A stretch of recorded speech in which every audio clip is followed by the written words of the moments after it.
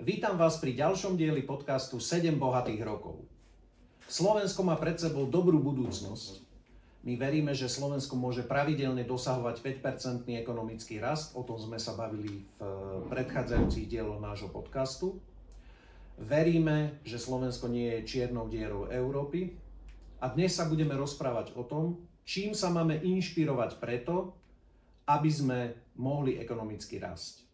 Vítam znovu Karola Cimera. Ahoj, Karol. Ahoj. Chcel by som sa odpichnúť od citátu Ľudovita Štúra, keď sa bavíme o tom, čím sa máme inšpirovať. Ľudovít Štúr o slovenskej ekonomike súčasnosti povedal pred vyše 150 rokmi asi toto. Od západu sme sa naučili veľa, veľmi veľa, ale nemôžeme začať tým, čím sa sám priviedol do úpadku, ale tým, čím sa stal veľkým a mocným.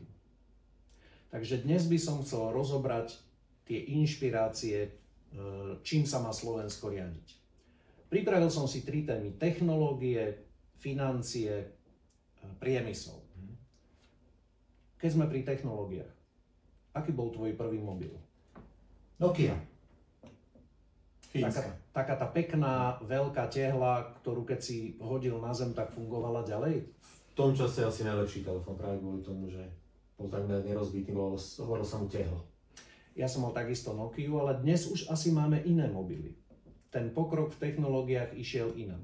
Tak skúsme si na úvod povedať, že ktoré boli najpredávanejšie značky mobilov celosvetovo v roku 2000.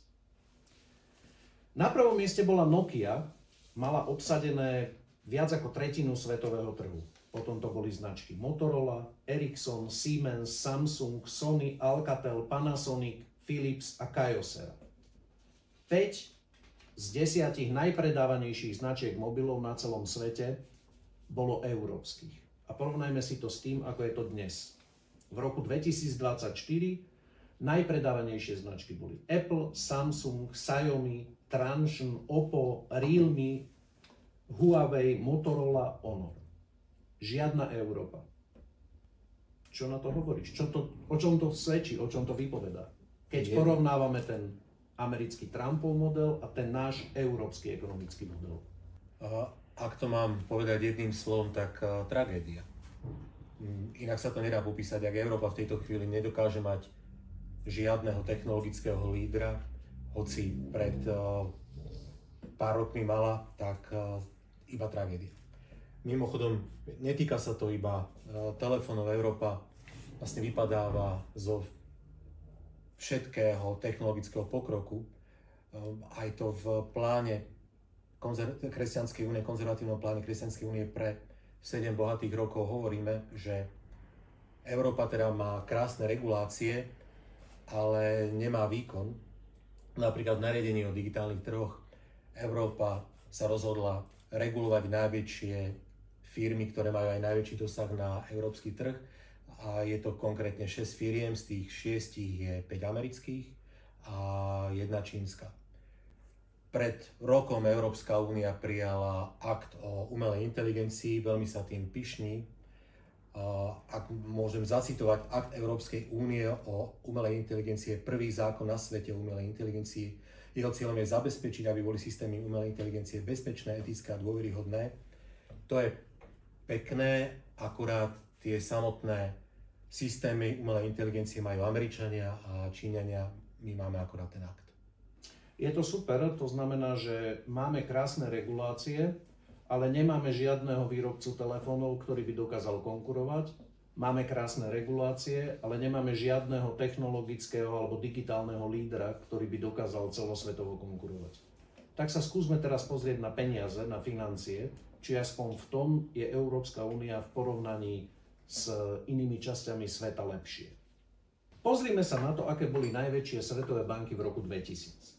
Citigroup, USA, Bank of America, HSBC, USB, to je Švajčiarsko, Deutsche Bank, Wells Fargo, to sú Spojené štáty, Royal Bank of Scotland, Barclays, Mitsubishi, BNP Paribas. 6 bank je z Európy. A porovnajme si to s tým, ktorých 10 najväčších bank máme v roku 2024. JP Morgan Chase, Spojené štáty, Bank of America, ICBC, Čína, China Construction Bank, Wells Fargo, USA, HBSC, Veľká Británia, Agriculture Bank of China, Citigroup, Bank of China, Mitsubishi. Iba jedna banka je z Európy a aj to z Veľkej Británie, to znamená nie z Európskej únie. A ešte, aby som to doplnil ďalej, pred 15 rokmi bola trhová kapitalizácia napríklad Deutsche Bank alebo Societe Generale približne rovnaká ako trhová kapitalizácia či trhová hodnota JP Morgan Chase. Dnes je trhová hodnota JP Morgan Chase 20 krát väčšia ako trhová hodnota Deutsche Bank a Societe Generale. To je strašný prepad.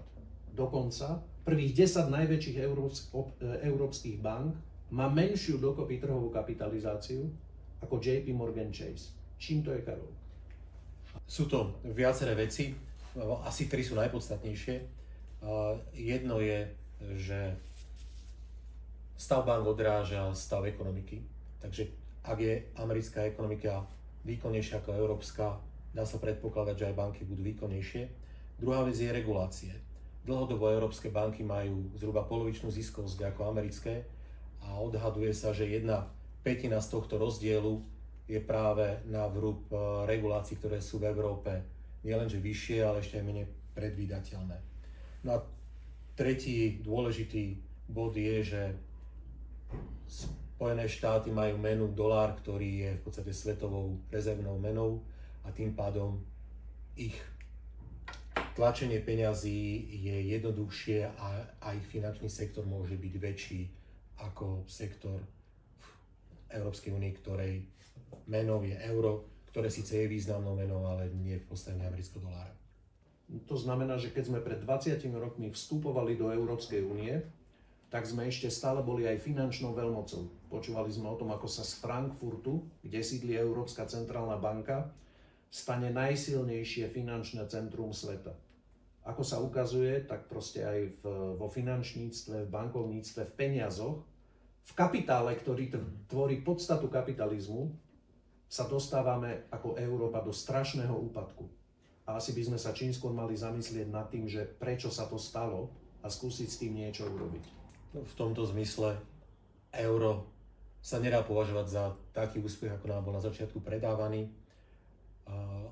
Euro nevytlačilo v žiadnom prípade americký dolár, neprinieslo velikánsku prosperitu do Európskej únie. Takže to, čo nám bolo sľubované, že príde s eurom, sa nejak neukazuje.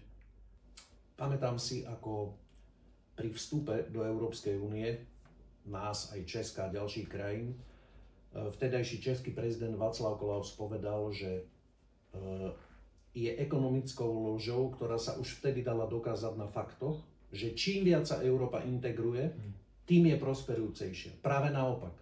Z ekonomického hľadiska, čím viac sa Európa integruje, tým viac zaostáva za okolitým svetom, najmä za Spojenými štátmi a Áziou.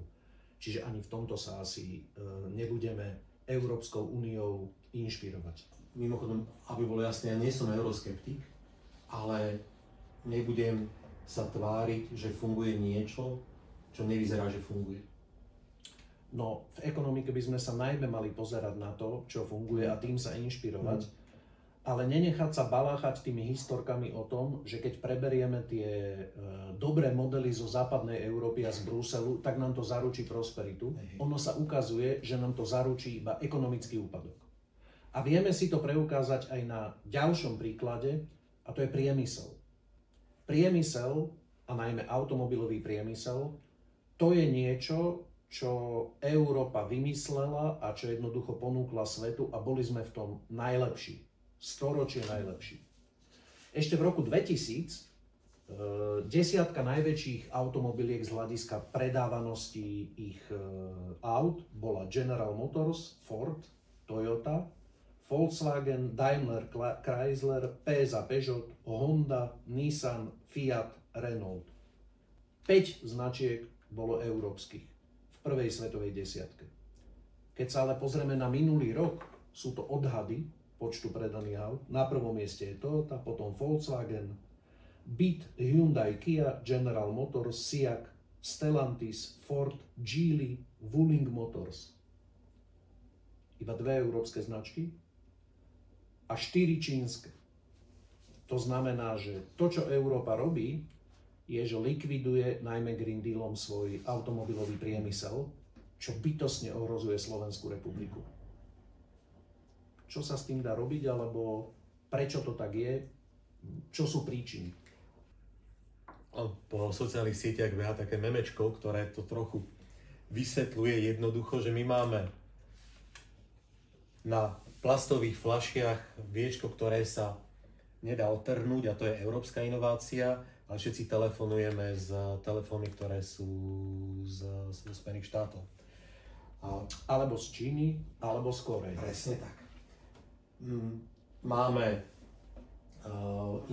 inštitúciu OEMETSAT, ktorá sa zaoberá počasím, aj teda Európskou jednotnou inštitúciou, ale aj táto inštitúcia, posledný satelit, ktorý vyšle na orbit, bude od amerického SpaceXu, od Elona Muska. Čo sa týka aut, predpísali nám elektroauta a aj tomu uverili tomu v Bruseli, ale uverili tomu aj firmy. Prednedávnom som počul poradcu českej vlády, ktorý hovoril, že počas českého predsedníctva Volkswagen loboval za to, aby Európska únia prešla na elektroautá, aby tento prechod bol predpísaný. Teraz Volkswagen, a myslím, že úplne oprávnene, plače, že sa prepadáva v ziskovosti, prepadáva sa v predajoch a napokon to vyzerá, že dopadne tak, že bude musieť, aby sa vyhol pokutám, nakupovať CO2 povolenky od svojich vlastných konkurentov z Číny. Čím bude financovať ich ďalšiu expanziu? Presne tak. Ďalšia z automobily, ktorú spomínaš, Stellantis, tak tá sa myslím spojila s Teslou v tomto zmysle. To znamená, že platí Američanom, aby neplatila pokuty Európskej únie.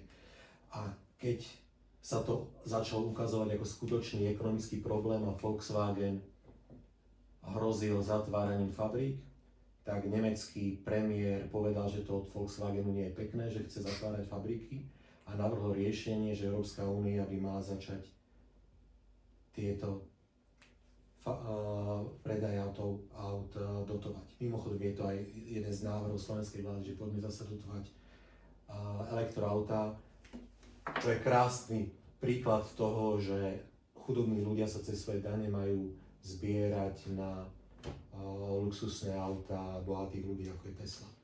Takže v tomto by som si dovolil zacitovať bývalého nemeckého kancelára, ktorý bol autorom nemeckého hospodárskeho zázraku po vojne, keď povedal, že existuje intelektualizmus, ktorý sa mení na idiotizmus. V slávnom českom filme Pelíšky sa položila tá slávna otázka, kde asi udelali soudruzi z NDR chybu. Tak ja si kladiem tú otázku aj dnes, že kde asi súdruhovia tentokrát už celého Nemecka urobili chybu? A odpoveď nie je ako vo filme Stříleli ve válce do vzduchu, ale odpoveď je podľa mňa v tom, čo povedal Ronald Reagan ako definíciu o socialistickom úpadku riadenia ekonomiky. Keď sa to hýbe, zdaň to. Keď sa to stále hýbe, zreguluj to. Keď sa to prestane hýbať, začni to dotovať. Presne to Nemci a Brusel robia minimálne posledných 15 rokov. Mimochodom, ty máš taký zaujímavý príklad, ktorý by som bol rád, aby si ho povedal.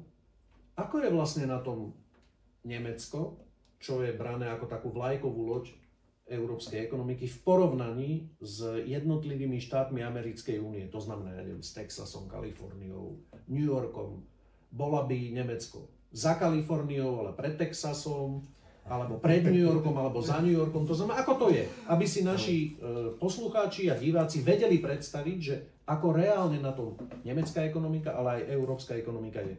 A ďakujem, že sa na to pýtaš. A nielen by som chcel divákom a poslucháčom povedať, ako je na tom Nemecko, ale Nemecko je niečo k čomu my vzhliadame, že tam sa chceme dostať. Že toto je náš cieľ, toto sú politiky, ktoré vedú k bohatstvu. A žiaľ Bohu, smutná pravda je, že ak by bolo Nemecko členskou krajinou Spojených štátov amerických, tak by bolo druhý najchudobnejší štát Ameriky. Za nimi by bolo iba Mississippi. A tých príkladov v Európe je hrozne veľa. Väčšina európskych štátov by bola najchudobnejší alebo druhý najchudobnejší štát Únie. A Francúzsko, Taliansko by boli najchudobnejšími. Priemer Európskej únie je nižší, o 15% nižší ako ekonomická úroveň najchudobnejšieho štátu Spojených štátov. Druhý najchudobnejší je teda Nemecko, Veľká Británia, Belgicko, Fínsko a dokonca aj taká krajina ako Dánsko by bola medzi najchudobnejšími, alebo teda chudobnejšími krajinami Spojených štátov amerických. Bolo by niekde okolo úrovne Tennessee, čiže nejaká 20 z 50 odzadu.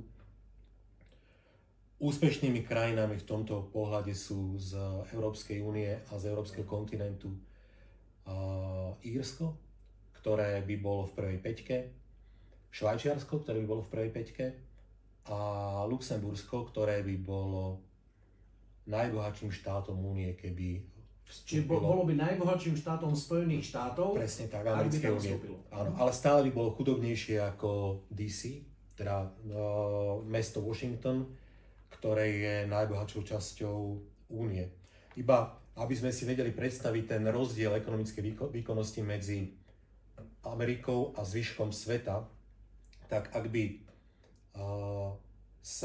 sme porovnávali neviem, Kaliforniu, na ktorú si sa pýta, tak Kalifornia je tak výkonná zhruba ako celá India. Štát New York je zhruba tak výkonný ako celá Kanada. A Slovensko je zhruba tak výkonné ako Nové Mexiko, ktoré má 2 milióny obyvateľov. A celá ekonomika Ukrajiny je zhruba na úrovni Washingtonu, mesta Washingtonu, hlavného mesta. Takže to zaostávanie Európy je zásadné a naša predstava, že aby sme boli úspešní, treba sa orientovať na to, čo dosahuje Nemecko, je nesprávne. Ako by na tom bolo napríklad také Španielsko, kam radi chodíme na dovolenku? Španielsko by bolo hlboko najchudobnejším štátom Spojených štátov amerických. A myslím, že by bolo niekde na úrovni, myslím, že Floridy, čo sa týka ekonomickej výkonnosti ako celý štát. OK. Hĺbšie ako Puerto Rico, čo je...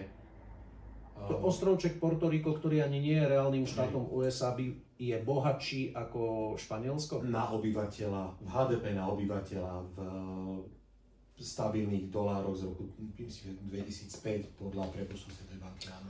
No, ak som sa pýtal, kde asi súdruhovia z Nemecka urobili chybu, tak teraz sa ukazuje, že to, v čom my sme urobili najväčšiu chybu, myslím my na Slovensku, je, že sme uverili, že súdruhovia z Nemecka to plánovaním a rôznymi stratégiami vedia uriadiť. Zjavne nevedia a rozhodne by sme sa nimi inšpirovať nemali. Teraz tá podstatná otázka.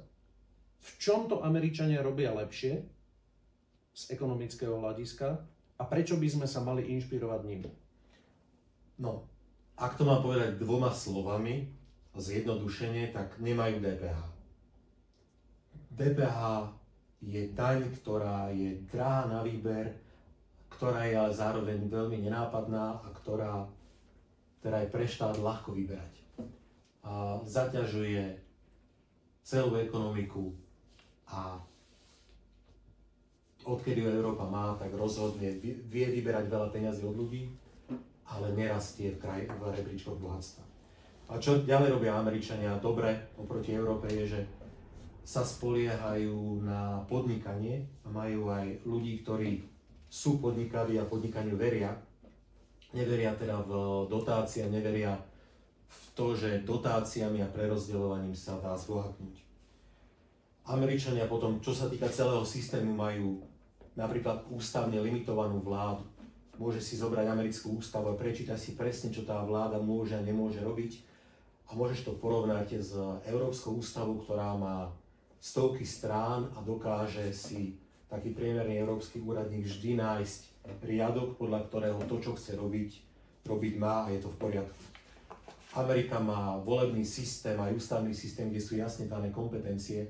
Proste majú prezidenta, ktorý je zosobnením výkonnej moci a tak aj koná. Je úplne zrejme, kto je prezidentom, koho je zodpovednosť.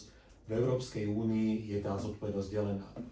Majú lepšie nastavený systém spravodlivosti spolu s Britániou a inými anglosaskými krajinami, majú systém precedentov, ktorý zabezpečuje, že právo je stabilnejšie a dokáže sa bežný človek k spravodlivosti domôcť ľahšie. Je to krajina založená na sporení. Sporia si na dôchodok, sporia si na zdravotnú starostlivosť, ktorá je drahá, ten systém nefunguje, ale sporia si na školy. Mám pocit, že to, že Európska únia vznikla na to, aby sa európske národy spájali pomocou európskej metódy, čo je regulovaním k jednote, sa prejavuje a Európska únia skutočne neustále produkuje regulácie a k tomu sa ešte pridalo dotovanie. Takže Európa je postavená v tejto chvíli najmä na regulovaní a dotáciách, čo nie je udržateľný ekonomický model. Takže Američania reálne bohatnú a Európe sa nedá vytknúť, že by sa bohatnutím nezaoberala. Európa zhruba každých 10 rokov napíše nejakú stratégiu, ktorou chce zbohatnúť, ale v tej stratégii je stále napísané, že treba regulovať a dotovať. A žiaľ, tento recept nefunguje, nefungoval a nefungovať nebude. To, čo teraz robí Trump, ešte urýchľuje tie rozdiely medzi ekonomickým fungovaním Spojených štátov a Európy. Čo z toho ty považuješ za najdôležitejšie z toho ekonomického hľadiska, čo môže Američanom ďalej pomôcť a nám, Európanom, najviac poškodiť? Začnem možno trochu filozoficky, že podľa mňa dve najdôležitejšie veci, alebo najprevratnejšie veci, ktoré Trump robí, je, že v podstate robí náboženskú revolúciu, lebo odmieta zlaté telce modly, ktoré sa v svetovej politike a svetovej ekonomike objavili, odmieta tú posadnutosť zelenými politikami, odmieta posadnutosť genderovými politikami, pozitívnou diskrimináciou, imigráciou, odmieta odsúdenie energií na niečo, čo by sme v podstate nemali používať. To úplne mení debatu. Skutočne to považujem za takmer náboženskú revolúciu a odmieta Davosský konsenzus, ak to môžem tak nazvať. Davosský konsenzus je v podstate istým spôsobom neoliberálny konsenzus, že existujú múdri ľudia, pracujú pre vládu, ktorí, keď uvidia nejaký problém, tak oni ho vedia vyriešiť, len na to potrebujú viac právomocí a viac peňazí bežného človeka. Myslím, že oba tieto naratívy Trump minimálne na svoje obdobie vlády zásadne mení. V podstate si tou náboženskou revolúciou povedal, že Trump je vlastne taký ekonomický exorcista, ktorý vyháňa z ekonomiky tie veci, ktoré jej najviac škodia. Iba aby som to zopakoval, to znamená zelené politiky, ktoré keď sú prehnané, tak ničia ekonomiku a pomáhajú konkurentom, to vidíme v európskych automobilkách a v našom priemysle. Druhá vec sú regulácie, to znamená, čím viac povinností naložíš na ľudí a na výrobcov a producentov, no tak tým menej budú konkurencieschopní, lebo nebudú rozmýšľať nad tým, ako vyrábať alebo ako úspešne predávať svoje produkty, ale ako sa nenechať zavrieť euroúradníkom za to, že porušil nejakú smernicu alebo nariadenie. Čo ďalšie ťa ešte zaujalo na tom, čo Trump z toho ekonomického hľadiska za tých prvých pár dní stihol urobiť? Veľmi sa mi páči, že začal tým, že chce z Ameriky vytvoriť krajinu, ktorá je najpriaznivejšia pre podnikateľov. Aj táto debata úplne vypadla z diskusí štandardných. Stále sa rozpráva o tom, čo vláda má robiť a koľko potrebuje ešte na to peniazy, aby nám bolo dobre. a zabúda sa na podnikateľov. Takže táto zmena je podľa mňa zásadná. Trump povedal, že chce zabezpečiť lacné energie pre Američanov. Povedal, že treba začať znova ťažiť, drill baby drill. To je úplný opak toho, čo presadzuje Únia. My máme reálne politiky na to, aby energie boli drahé, aby sa nepoužívali, pričom bez energií nespravíme nič. Energie zabezpečujú dopravu, energie zabezpečujú výrobu, energie zabezpečujú vyhrievanie aj tých ľudí, ktorí žijú v najchudobnejších domácnostiach Európy, či priamo Slovenska. Toto je podľa mňa veľká vec. Trump napokon prvý deň hneď zrušil mnohé Bidenové exekutívne príkazy. Vysoký počet desiatok ekonomických príkazov Bidenových zrušil príkazov, ktoré sa týkali práve genderovej politiky, imigrácie, diverzity, energií a podobne. Zrušil to, že sa Amerika prihlásila k svetovej regulácii daní pre podnikateľov. To sú všetko zaujímavé a podľa mňa prospešné veci, čo sa týka ekonomiky. A vydal svoje nové exekutívne príkazy. Podľa mňa zaujímavé je aj ich poradie, kde, ak si dobre spomínam, tak prvé exekutívne príkazy boli iba o nominantoch, čo je štandard. Potom druhý bol o tom, že americká vlajka počas inaugurácie nesmie byť na polžrde. Je to niečo o hrdosti krajiny. Ďalší príkaz bol, že nesmie sa naďalej zneužívať sila americkej vlády na naháňanie politických oponentov. A tretí príkaz bol, že federálni byrokrati sa musia vrátiť do úradu, že končí zlaté obdobie home officeov, keď ľudia nemuseli pracovať. Čo sa týka pozitívnych vecí, vidím tam veľmi veľa. Negatívnu by som bral to otvorenie debaty o Grónsku považujem za chybu, ale celkové z ekonomického pohľadu Trump robí zaujímavé kroky, ktoré možno aj Európu prinútia k prehodnoteniu svojich politík. Celkové Trump postupuje v tom, čo presadzuje program Kresťanskej únie vo svojom pláne pre 7 bohatých rokov, lebo tak ako Kresťanská únia verí v slobodu, verí v osobnú iniciatívu, verí v to, že každý človek má právo hľadať svoje šťastie a že úlohou vlády je chrániť ľudí a nie riadiť ich životy, a to tak v politických právach, ako aj v ekonomike. My veríme, že Slovensko má pred sebou budúcnosť, pretože za posledných 100 rokov sme veľakrát ukázali, že keď boli rôzne historické turbulencie, tak sme ich dokázali prekonať a posilnili sme sa. Proste v tom ďalšom období sme boli silnejší. Ak je niečo našou národnou vlastnosťou, ktorú máme, možno aj preto, že sme menší národ a všade okolo nás sú väčšie národy, tak sme vždy boli vynaliezaví. A zmyslom tohoto nášho podcastu aj týchto našich rozhovorov je prísť na to, keď chceme pravidelne ekonomicky rásť, viac ako 5%, aby pravidelne ľuďom rástli reálne platy a dôchodky, čím sa máme inšpirovať. A aby som to teda zhrnul úplne nakoniec, tak ten náš pohľad je jasný. Je neideologický, je faktografický a logický. Chceme postupovať podľa tých ekonomických modelov, ktoré sú úspešné a ktoré zabezpečujú rast. Keby sme teda, na záver ti položím otázku, aby sme to ešte raz opakovali. Čiže keď si máš vybrať medzi pani Ursulou a Trumpom? Ak je tá otázka buď alebo, tak Trump. Trump.